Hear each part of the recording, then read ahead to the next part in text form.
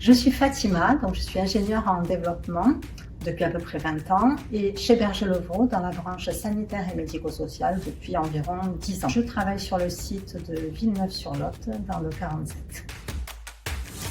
Donc mon métier en tant qu'ingénieur en développement, c'est analyser les besoins des utilisatrices et des utilisateurs avec toute l'équipe, les développeurs, les product owners, les product managers. On propose une solution, on la code, on la recette.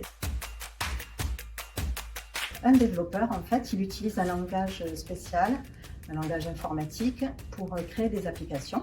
Ces applications sont ensuite installées sur les ordinateurs, les smartphones, les consoles de jeux, enfin voilà, tout ce qui est high-tech. Par exemple, le plus connu, c'est le développement des jeux vidéo. Alors, pour les applications sur lesquelles je travaille, on dépend beaucoup des réformes du ministère de la Santé. Donc en fait, il faut suivre au plus près toutes les réformes qui arrivent, les développer pour bien respecter ce qui est demandé et surtout le livrer en temps et en heure. Voilà, c'est le plus gros challenge qu'on ait à relever. Alors souvent, quand on me demande ce que je fais comme métier, voilà, que je dis que je suis développeur, les gens sont étonnés parce qu'en fait, ils s'attendent souvent à souvent un homme, qui code toute la journée tout seul derrière son écran. Mais en fait, le métier, c'est pas ça du tout. Les développeurs ne travaillent jamais seuls, c'est toujours en équipe.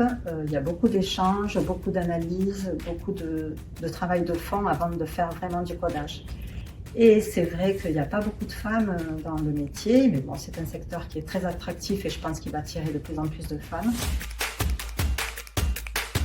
Sur le site de Villeneuve-sur-Lot, c'est un grand bâtiment sur un rez-de-chaussée, un étage, en open space. Et un jour, une collègue est arrivée habillée avec une robe noire et blanche, copie conforme de Jane. Du coup, on lui a mis la musique à fond pour sa montée des escaliers. Ça a bien fait rire tout le monde.